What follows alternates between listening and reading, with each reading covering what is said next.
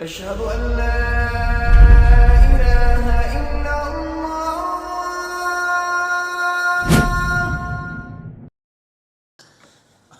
Today, inshallah Azza wa Jal, we finish from the diyat, Bab Al-Aqilah, which we were meant to do last week, but subhanAllah, with the explanation, we had to shorten it. Today, inshallah, we'll do it. It's not a long chapter at all. And then whoever needs to leave after that, inshallah Azza wa Jal, can leave. He says, Rahimahullah, Bab Al-Aqilati wa ma tahmilu. The Aqilah is the family members who are males from the father's side, like the Asaba. The family members who are males from the father's side. These are people, we said, they will inherit if there's no one else to inherit. They have special rulings, like taking the responsibility of the diyah in certain situations. Remember when we spoke about the killing, you have qatl al-amd, shibh al-amd, and al-khata. And we said if the person chooses the diyah for shibh al-amd or the khata for manslaughter, or if it was a mistake, then the people from the family, male relatives from the father's side, they have to help with the diyah. As for qatl al-amd, the person himself has to pay. This is what we're talking about today, inshallah Azza wa Jal.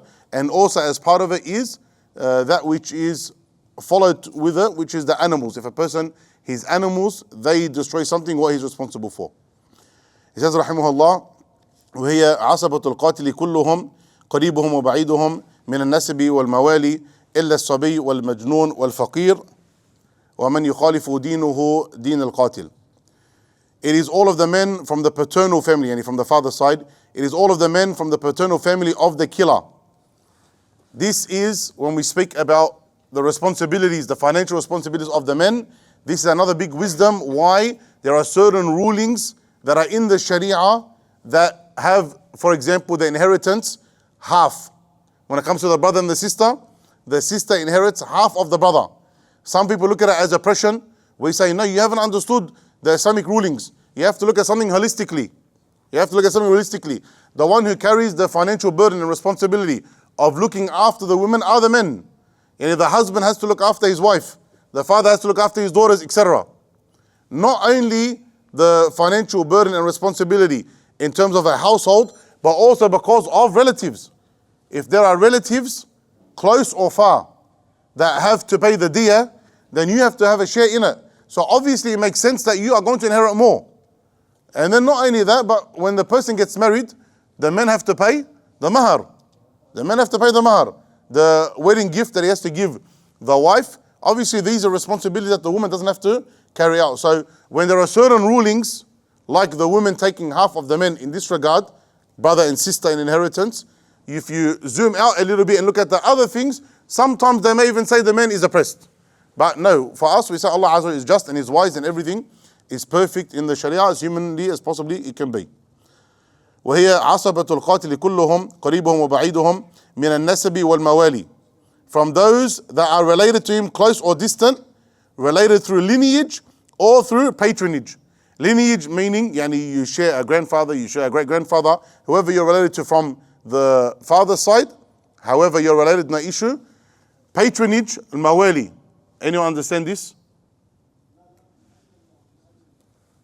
When you free a slave, his wallet stays for you. So let's say there was a slave, he was worth $5,000. So you paid $5,000 to free him for the sake of Allah Azza wa Jal. When he becomes free, his wallet becomes for you. So let's say he was to pass away, he was free and he ended up working and he became a millionaire. He passed away and he had no relatives that were going to automatically inherit. So he goes to the people that have his wallet. Just like there's asaba, now there's an increase on the people that will inherit from him, and they're the people that have the wallet. And so if there's no one else to inherit, you will inherit that money. Okay, you will inherit that money. This is a separate matter. This is what it means. Al-mawali. Again, we don't focus too much on the slavery matters because it's not very common today whatsoever. إلا الصبي والمجنون والفقير. People that are exempt from assisting financially from with the diyah. You have the child because he's غير مكلف and he usually doesn't have an income aslan, or the insane, because he's not mukallaf, okay, he doesn't have that financial responsibility in this regard. This usually, there's another, I'll do the faqir and then we'll get to it. And the faqir. The poor person obviously doesn't have to assist because he can't assist. Tayyib. The children and the insane. It can't be only that they don't assist because of they don't have the ability financially. Why? If you get this, inshallah, you get a cake from Raghib shop. Why can't we say that the child and the insane, they are not part of the people that have to assist with the diyah here because of their financial inability? La. Maybe one of them inherits a lot of money and then they have money. So if he has money, he has to give? No, that's why we don't say that. Why? كيف هيك وهيك? He's not mukallaf, so he doesn't need to pay. Good, he's not mukallaf, but that can't be the reason because he's not mukallaf. That's not the reason here. Who can tell me why? I can't understand the situation. Can you explain? اشرح. It's hard to explain to them like you have to. لا راحت عليك. راحت. ماذا كنت ستقول? Not mature. Which means what? They don't have the capability to understand. So because they're mukallafun, they don't have to pay anything. That's why. That's what you're saying? Anyone disagree? You're wrong. What's the proof that you're wrong? The faqir, the sabi, the one who hasn't reached the age of puberty, and the majnoon, the one who's not sane. There is financial obligation upon him financially when it comes to his wealth. An example of it is the zakat. An example of this is the zakat.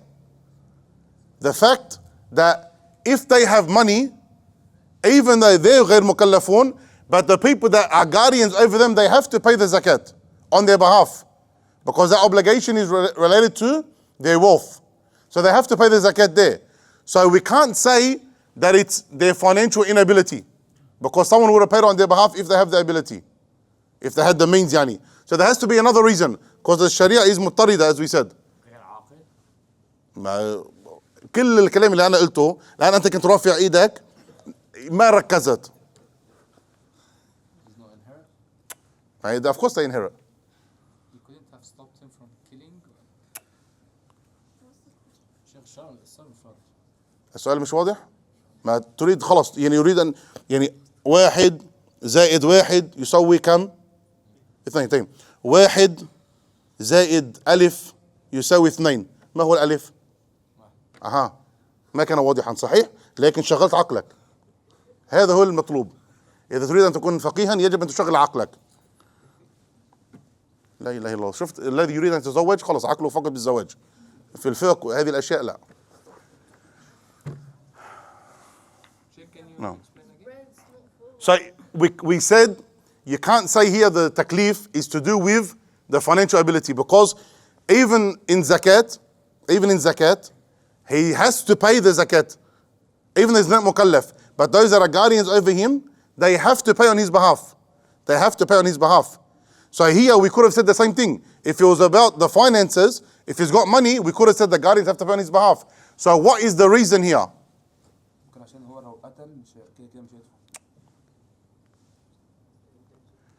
What is the point of the asaba?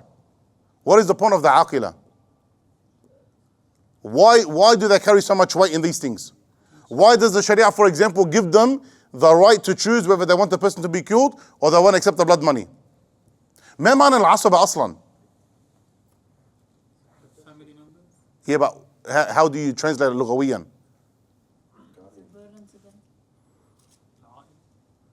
العصبة لماذا سميت العصبة عصبة؟ بمعنى ايش؟ يتعصبون لهذا الشخص. ما معنى يتعصبون؟ يعني يريدون نصرته. يعني these people are called عصبة because they want like vengeance. They want to give victory to this person. They want to support this person. It's like now something happened to your brother. Don't you get angry? You get angry. You want to defend your brother. You want now retaliation for your brother. So the Sharia gives you the right for the men from the father side in the family. in order for this not to lead to bigger problems in the society. So you, people that want revenge, you have a choice. You people choose. You have the sultan now. You have the authority. You choose. Do you want him to be killed? Yes or no? No, we want the blood money. Okay, no problem. Here's the blood money. Calm down a little bit. This is the whole point of this. So these people who are kids, or they are insane, do they have that same feeling towards someone that was killed? But they don't understand. That's why you were right. And that's why I said, continue. Naam. So you should have understood that it had something to do with the maturity. It had something to do with them not understanding. The point about them not understanding is that they don't now want to go get revenge. They don't want now to go and get revenge. Someone's majnoon. He doesn't understand that person murdered that person. He doesn't get it. He can't comprehend it. That's why he's majnoon. That's why he's not mukallaf. A little kid, he doesn't understand. Okay, that person murdered that person. They don't think, I want to go get revenge. Yeah, they may be upset that someone passed away, but they don't have that fire of wanting revenge. Naam. That's why they're exempt from this rule, and they're not exempt from zakat. Because zakat, what's wanted is the money. Here, what's wanted is to calm the people's fire for revenge. All the poor here, not because of that reason, but because he can't. Okay, he can't. وَمَنْ يُخَالِفُ دِينُهُ دِينَ الْقَاتِلِ. All the people have a different religion. Yani, let's say the killer is Muslim and his family are Christian. Or the killer was Christian and his family are Muslim. They do not have to support him in this regard. They don't have to support him in this regard. It's not an obligation for them to pay the diyah. Why? Different religions. What is that about different religions? Christians won't believe in. لا. They're not saying. لا. في براءة بينهم. Their religion doesn't say to pay. يعني زد. بتقول انه في نفوذ عصبية ان هم عايزين ينتصروا هم اصلا. لا ممكن في يعني يبقى العصبة لغويا يعني شعوريا ربما يبقى. ليس نفس المقام. لا دي واجبة هكذا وهكذا. طيب الولاء مختلف جيد زد. Of course not obligatory, but why? Like, all right, they're Christian, but what's the reason? There is a big difference religiously between the different people of religion. Yani between us and the Christians, between us and the Jews, whoever it may be, there's a separation. We don't have a connection when it comes to matters of religion. Matters of dunya, there can be ihsan, there can be ma'roof, no problem. There can be goodness towards each other. There's no issue. But when it comes to matters of religion and supporting one another, oh, there's a pause. There's a big pause. Okay? Because now, as a Muslim, my wala is for the Muslims. My wala is for the Muslims. My allegiance is to the Muslims. As for the disbelievers, I can be good to them, but I don't have allegiance towards them. And Islam wanted this to be very clear. And one of the clearest places is where? Matter of inheritance. Does the kafir ever inherit from the Muslim or the Muslim ever inherit from the kafir? They don't automatically inherit at all. Even one of the people who automatically inherit is your wife. If a man passes away, one of the people that automatically inherit is the wife. If the wife is a kitabiyah, she's from the Jews or Christians, and you pass away, does she inherit? No. She doesn't inherit at all. Same thing with the parents. If a person became Muslim and his parents were non-Muslims, when he passes away, do his parents inherit? No. Same thing if the parents were Muslim and their child became a Christian, do they inherit? No. No matter how you want to look at it, the Muslim does not automatically inherit from a non-Muslim. Part of the reason the Sharia wants a separation in this wala. Don't be extra nice to someone because you want an inheritance later on. Don't compromise because you want inheritance later on. Don't change your ways because you want inheritance later on.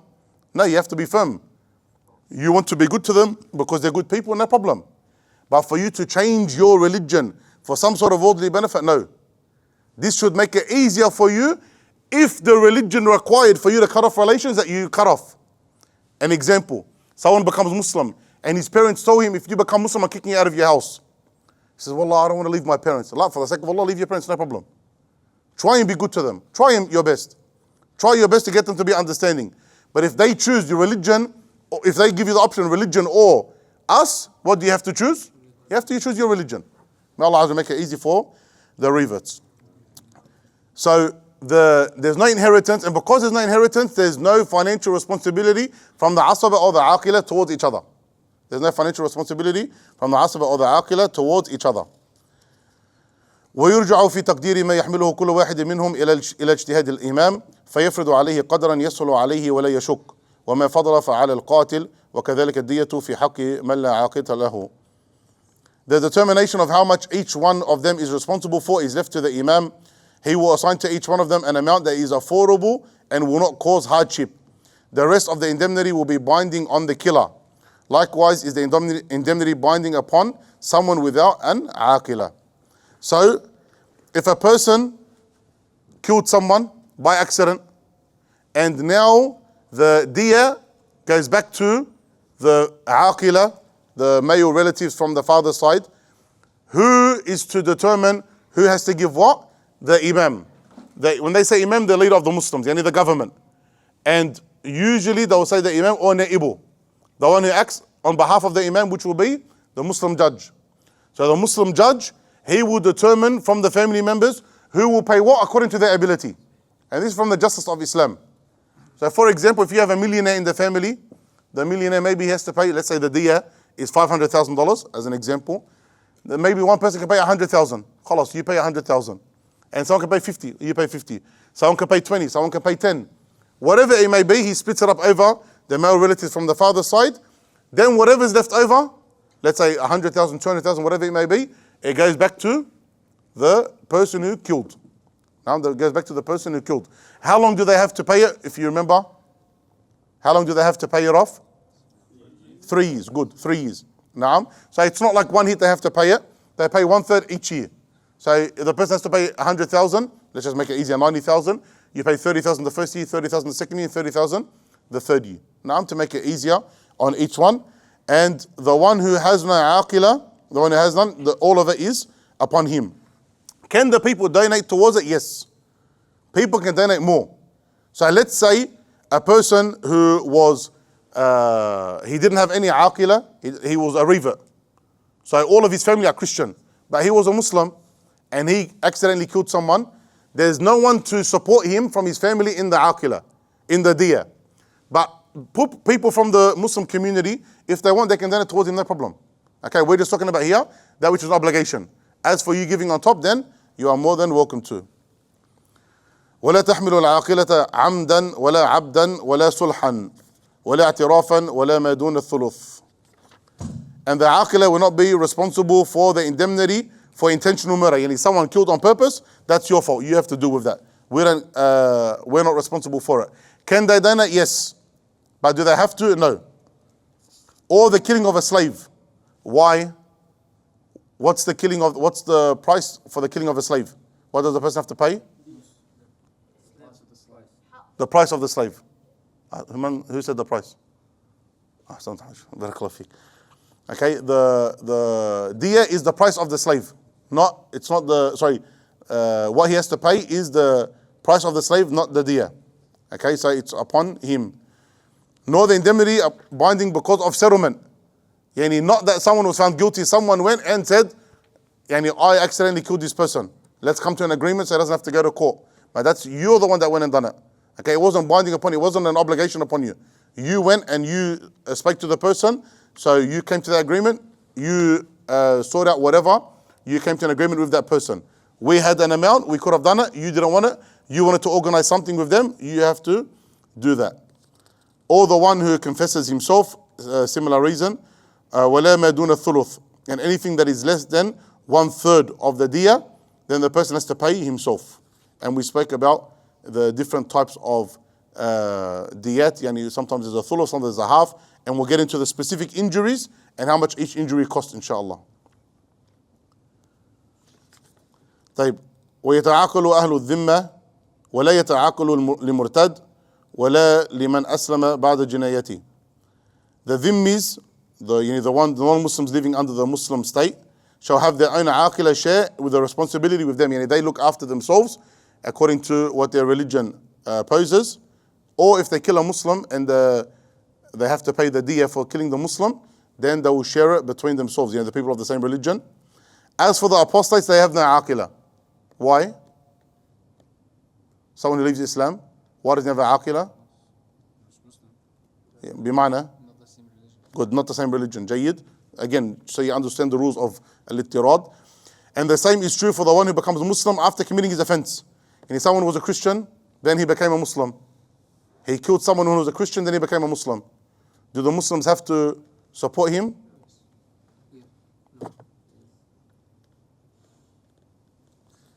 Are you sure? You said yes and you said yes. Is he a Muslim? Now you said he's a revert He's a revert. and he's a Muslim now. Now he's a Muslim. He was a Christian, he killed someone. Then he became a Muslim. Who's his aqilah? The Christian family. Do they have to help him now? No, they don't have to help him because he's different religion now. Different religion now. ليس في حقوق الناس الله يهديك. تريد أن تسرق من الناس ثم تسلم؟ لا.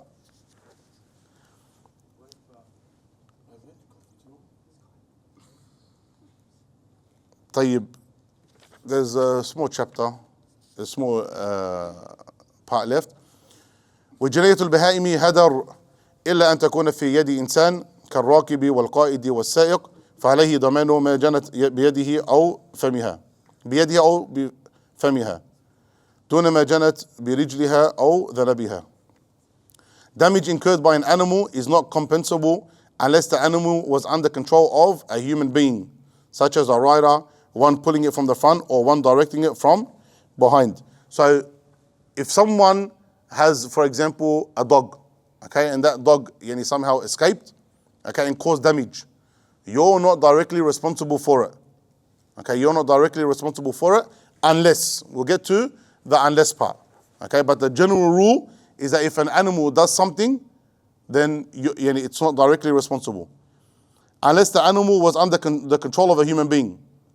Usually when it's talking about baha'im, it's not talking about these types of predatory animals, but more about cattle and camels and livestock and the like. Unless you're under the control of the human being. So now you're responsible if you have control.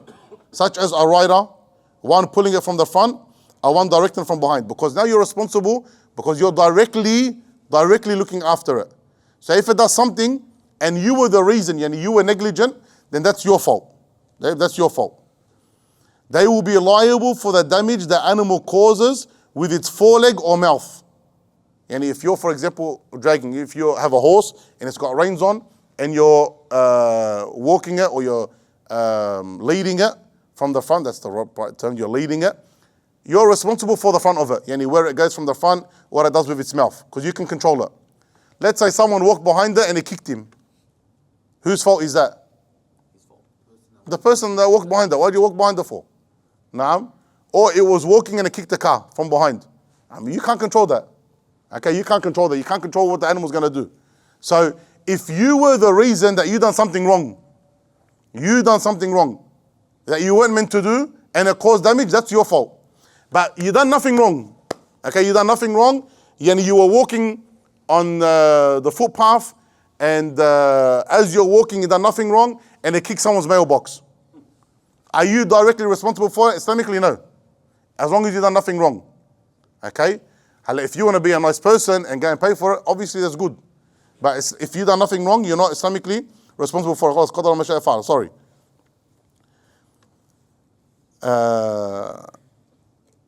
Except what it does with its hind legs or tail. وإن تعدى بربطها في ملك غيره أو طريق عام ضمن جنايتها كلها. If one transgresses by tying it to the property of others or in the way of others, he is liable for all of the damage it causes. For example, you were on your horse, okay, and then you wanted to get off and pray dhuhr, and there's nothing around except the fence of a random person. Islamically, are you allowed to use his property? You're not allowed to use his property. But you said, khalas, I'm going to use it anyway. So you went and tied your horse to his fence. And the horse got spooked by something and it ripped the fence out. It caused damage. Who has to pay for it? You. Why? Because you, not because you put it on. Because you weren't allowed to use it in the first place. You weren't allowed to use it. Jayyid. And so because you transgressed, now you're responsible for looking after it. So where you have the control, you don't need to. But where you went above, where you don't have control, you don't need to. But when you overstepped your boundary, that's when you're responsible. Or if he takes it to the tariq, general path, a place where the people walk, where the people are. Let's say you take it, for example, the crowded shops, okay, and you let your horse go. And it goes and it kicks cars and it runs over people. Who's responsible there? You. Why? Because it shouldn't have been there in the first place. Why is your horse there in the first place? Okay, so this is a problem. وما أتلفت من الزرع نهارا لم يضمنه إلا أن تكون في يده وما أتلفت ليلا فعليه ضمانه. He is not liable for any crops it spoils unless it is under his control. No, he doesn't. Where's the word day? It should be day. The word day is not in the translation. He is not liable for any crops it destroys during the day unless it is under his control. He is liable for whatever it spoils at night. So why is there a differentiation? Let's say you have a horse and that horse goes out and it eats from the plants of your neighbor. Yeah, you live on a farm, it eats from the plants of your neighbor. During the day, the author is saying you're responsible. That's why you're not responsible. But as for night time, if he went and ate from his crops, you're responsible for him. Why is there a differentiation? Because you're supposed to shelter that close. So, yeah. At night, you're meant to tie him up and keep him. Good. At night time, you're meant to have him locked up. At night time, you're meant to have them locked up. This is your responsibility. What about daytime? It's tied outside. Usually in the daytime you're looking at it, but maybe you. Because the owner of the property is over there and he can اللهم بارك فقيه اللهم بارك. بس بيروح على محلك عطيه شيء الله يخليك. بس شيء صغير ما غالي هيك شيء بسيط. Because during the day, everyone's responsible to look after his own stuff, your own property, etc. Everyone's responsible to look after their own thing. So if something comes, you're meant to be there to protect it. You, your workers, whatever it may be. Now, as for night time, it's normal that people go and sleep. Now, they're going to be sitting there all night looking after their property. You're meant to look after your own animals now. So when it comes to animals, general rule, that which you have control over, and you destroy, either on purpose or out of negligence, that's on you. That's on you. And that which you did not have control over, after doing your best, if it was during the day, then it's not on you. But if it was at night, no, it's your responsibility because it should have been locked up properly. No, but this is something that, if you guys get animals, inshallah, in the future, you can do with more. So it happens with some people. Most people, especially here in Australia, most people don't take the responsibility and go and pay for it themselves. Whether it was a horse or it was a sheep or whatever it was, they'll go and they'll pay for the damages. Now, I think maybe even in the court system, maybe it's on them. Now, and this is a good thing even out of act of sadaqah, even if it wasn't an obligation upon you, but to be a nice person out of sadaqah, you do it. Khair wa barakah. As for the ones who choose under Shariah to go to the Shariah, then these are the rulings and there'll be specific rulings towards it. And it happens, especially the boys, Allahumma barik, who have live on the farms and they might have a lot of animals or they may have horses. There's a lot of things that horses do that you can't control. You can't control. And so you got to understand these rulings that may not apply to you now because you live in the city, but if you deal with these types of matters outside, and a lot of people do, it's very relevant. So it's good to know what's right and wrong Islamically, so no one has the wrong concept, especially, like I said, in Australia there's a certain way of working. Now you know the Islamic side, so that you can rule according to what Allah Azza wa Jal has sent down. Inshallah, we'll stop here and we'll continue with the amounts of the different types of injuries and what they have to pay next week. Inshallah, هذا والله أعلم. صلى الله على محمد وعلى آله محمد وصحبه أجمعين. Any questions of anything mentioned first and foremost, brothers? شيخ، هل في فرق بين العصبة والعاقلة؟ اللي هما الاثنين حاجة واحدة؟ هما شيء واحد، لكن من الفروق بينهما العصبة ترث حتى إذا كانوا مثلا صغارا أو كانوا مجانين أو كانوا فقراء. أما العاقلة لا واجب عليهم لدفع شيء من الدية. فهذا من الفروق. يعني أنت قلت العصبة هي سترث. فرضها في حق القتيل، بينما العقيلة ذكرت في حق القاتل، صح صحيح صحيح صحيح، لكن كلاهما يسميان عصبة، يعني هذه عصبة القاتل والمقتول، كلاهما عصبة، لكن العاقلة هنا الذين سيحملون الدية بهذا السياق.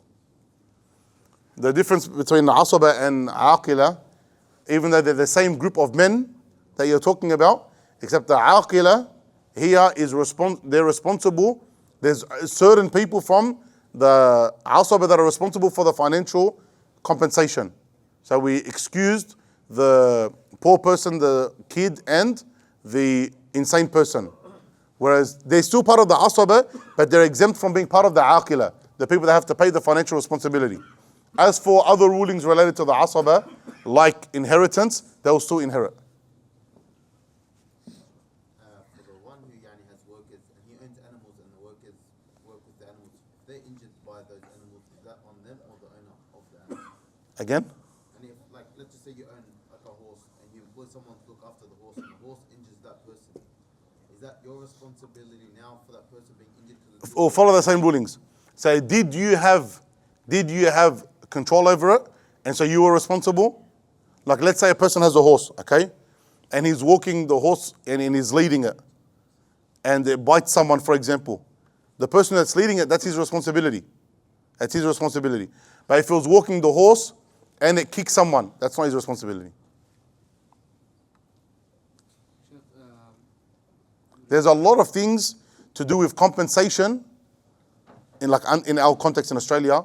There's a lot of things that are in line with the Sharia, and there's a lot of things that are very different with the Sharia. Relevant to this, if somebody owns a business, maybe they're building something like a tool or whatever it is, and a labor is working, and if something happens to them, then is the owner responsible for it? So something similar to that. No. Because there's things that you can't control at all. Things that you can't control are not your responsibility. شيخ، هو العاقلة بيدفعوا مبلغ محدد أو certain percentages ولا؟ حسب ما يحكم القاضي. How much they'll pay is all set by the qadi, the judge. طيب إذا القاتل يا أناني. The question is regarding a person who becomes a Muslim and he kills someone in his family, let's say Christian or Jews. But let's say he was married and his wife is a Muslim. So does the responsibility, because they are not the men's side, they're not Christian men can't marry a non-Muslim woman. No, like the Christian men can't marry a Muslim woman. No, the person becomes a Muslim and he marries a Muslim. Yep. So they're both Muslims, but the men's side of they're Christians or Jews, and he commits a murder, accidental or intentional murder. Does the responsibility now come to the wife's side? No. Only the men's side. Only the men from the father's side only. Never comes to the women's side. دلوقتي انت قلت لو في واحد قتل وبعدين حول ديانة، حول لمسلم، النصارى مش هيدفعوا له، ولو في مسلمين هيدفعوا له؟ لا. محدش هيدفع له. هو يحمل الدية بنفسه. تنفير من التحول. طيب ادفع الدية وادخل الجنة، ما المشكلة؟ جيد، ممتاز. لماذا نحن مثلا لو عندي اخ قتل، لماذا انا مجبور ادفع الدية عنه؟ لأنك سترث منه. انا مجبور ادفع. قاعدة الغنم مع الغرم، يعني الغنم يعني الغنيمة اللي أنت ستستفيده كمان في مسؤولية. هلا إذا صار شيء كمان أنت مسؤول عنه، ولأنه كان قتل خطأ يعني شبه عمد أو خطأ، فهو ما روح إنه والله تعمد يقتل واحد، صار ما صار. مثل ما أنت لو أنت كنت في هذا الموقف شو بدك؟ ما بدك المساعدة من الناس؟ طبعا بدك مساعدة من الناس. ما بتحب أخوك يعني؟ لا بس لهالدرجة يا أخي؟ الله يعينه يا رب. He's asking يعني why does the brother have to carry the financial responsibility of his brother killing? Yani why is it his fault? Or what does he have to pay compensation? And I don't know what's wrong with him and his brother, but yani this is something that you as a person, if you were in that position, you would want the people's assistance, especially because you didn't intend to kill the person. You didn't intend. Naam. But someone did die, and so they have to be compensated. And so you need to have assistance from people around you because it is a big burden. Now it's for the greater good. In saying that, there's the rule that we mentioned that the benefit is with the responsibility. Yani, if your brother passes away and there's no one to inherit from him, you're going to benefit. So that benefit comes with responsibility of you assisting that brother of yours. The good of the bad. The good of the bad. Any other questions, brothers? No. شيخ هو العاقلة أنا مش فاهم يعني إيه from the father's side ديت طب أخوك يعني ده يعتبر من أخوك من أبيك. يعني عندك أب صح؟ وعندك أم. الأقارب من أبيك. سواء كان أخاك من الأب. ابني برضه يعني لو ابني يبقى من الأب برضه لا لا ابنك لا من أعمامك أبناء العم. بس البنات كلهم محدش بيساعد مع إن هم بيرثوا بس هم نعم. Let's say if a person kills someone and their family, they're not capable enough to pay the blood money, and the other victim's family demands that we need blood money. And if none of them can afford, then does the decision automatically move to the killing of the person? No, it doesn't automatically move to the killing, but it stays with the family. The choice stays with the family. What do you want? If they can't afford it, what do you choose? Sometimes they may come to an agreement where, okay, he can't afford it, but he comes and works for us for 10 years, for example. Again, like let's say it's $500,000, so we consider every $50,000 as an example. Or we give him an opportunity to go and work and to pay. Or it stays a debt on his neck until he's able to pay it. So it will go back to the family and what they agree on. But it doesn't automatically go to killing, no. Sometimes I know like in Saudi now, the person will remain in jail until it's paid. The person will remain in jail until it's paid. Any other questions, brothers? What if it's paid instantly? Just get it instantly. Yeah, that's it. خلاص, you're done. You're finished. General question, Sheikh. نعم. Sheikh, Quick set of origins on. I know. حكم الناس اللي بيجيبوا عيالهم الصغيرين يصلوا هنا. اتكلم عليك يا شيخ. أيوة. لا الناس اللي هم لسه ما وصلوش اصلا سن نعم. مثل كريم نعم. لا كريم على الاقل مميز يا شيخ. نعم ما سؤالك؟ عادي يصلوا معانا؟ الأفضل أن يكونوا خلف الصفوف. هذا الأفضل.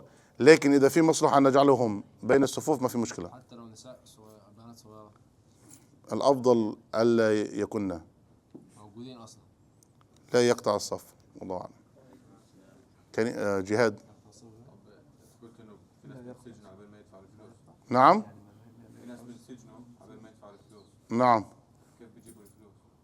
أهل أو من مال.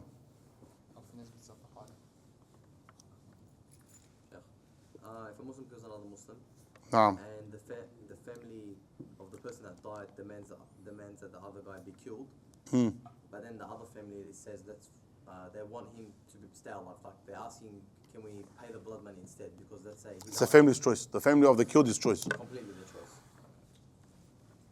If the family doesn't decide initially, you can't pay the money, say, the blood money for a killing, and then 6 months later they decide we're going to take an eye for an eye, can they do that? The family who's owed the debt?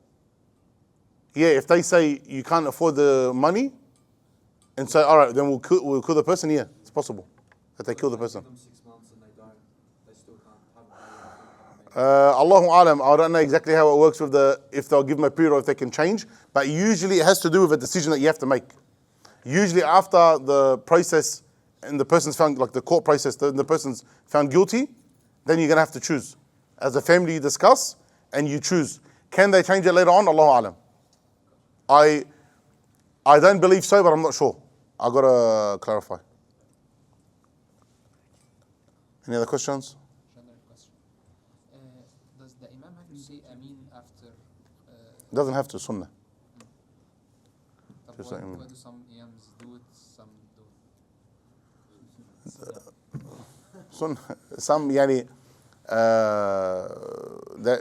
the madhahib, they're on different opinions whether the Imam says Ameen aloud or not. Any other question, شباب؟ جزاكم جلدي. Yeah. The question is on Aqidah. Here we go. What's the exact difference between someone who calls himself a Salaf and the Madhab? Like, is there a difference or? Madhab has nothing to do with Aqidah. Madhab is in fiqh. Madhab is in like what we're discussing now. How to pray, how to make wudu, what's halal to eat, what's awrah, etc. Aqidah has to do with beliefs. The madhahib, Imam Shafi'i, Imam Ahmad, Imam Abu Hanifa, Imam Malik, all of them are from the Salaf. And the Aqidah is, generally speaking, the Aqidah of the Salafi Aqidah. Not a problem. In fiqh, different story. There can be differences. So the madhahib have nothing to do with Aqidah. Anyone that conflates the two has no idea what they're talking about. Some people like to conflate the two to give themselves some validity. Like you have like the Maturidi Aqidah, they say, oh, we're Hanafi Maturidi. Pause.